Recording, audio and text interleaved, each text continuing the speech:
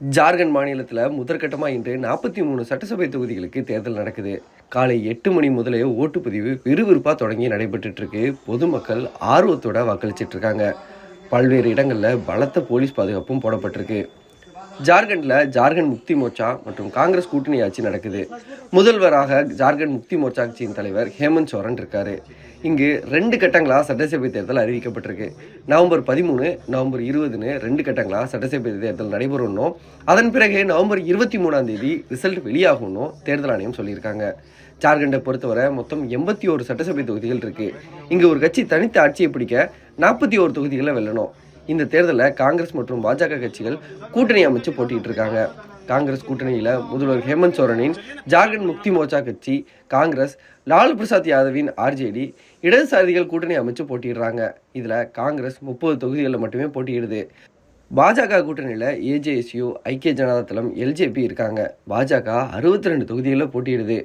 பாஜக இந்த ஜார்க்கண்ட் மாநிலத்தில் வெற்றியை பெற்று ஆட்சியை பிடிக்கணுன்ற தீவிரமான முனைப்பில் இறங்கியிருக்காங்க. இத்தகைய சூழலில் தான் தேர்தல் ஆணையம் கூறியபடி இன்று முதற்கட்டமாக 43 தொகுதிகளுக்கு ஓட்டுப்பதிவு தொடங்கி நடைபெற்று வருது. இதில் 17 தொகுதிகள் பொது தொகுதியாகும், 6 தொகுதிகள் ரிசர்வ் தொகுதி, 20 தொகுதிகள் பழங்குடியினருக்கான தொகுதியாகும். இந்த தொகுதிகளில் காலை 7 மணிக்கே ஓட்டுப்பதிவு தொடங்கிருச்சு. மாலை 5 மணி வரை ஓட்டுப்பதிவு நடைபெற இருக்கு. நக்சலைட் நடமாட்டம் உள்ள இடங்களில் மாலை 4 மணியோட ஓட்டுப்பதிவு என்பது நிறைவடையும் சொல்லியிருக்காங்க. இந்த 43 தொகுதிகளில் மொத்தம் 685 வேட்பாளர்கள் களத்தில் இருக்காங்க. பதற்றம் நிறைந்த வாக்குச்சாவடிகளில் கூடுதல் போலீசார், ராணுவ வீரர்கள், துணை ராணுவ வீரர்கள் பாதுகாப்புக்கு நிறுத்தப்பட்டிருக்காங்க. ஜார்க்கண்டில் மொத்தம் 2.6 கோடி வாக்காளர்கள் இருக்காங்க. இதில் ஆண் வாக்காளர் 1.31 கோடி, பெண் வாக்காளர்கள் 1.29 கோடி, 11,84,00,000 வாக்காளர்கள் முதல் முறையாக வாக்களிக்கிறாங்க.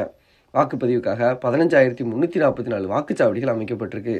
இவற்றில் 12,716 வாக்குச்சாவடிகள் கிராம பகுதிகளிலும் 2,628 வாக்குச்சாவடிகள் நகரப்பகுதிகளிலும் இருக்குது.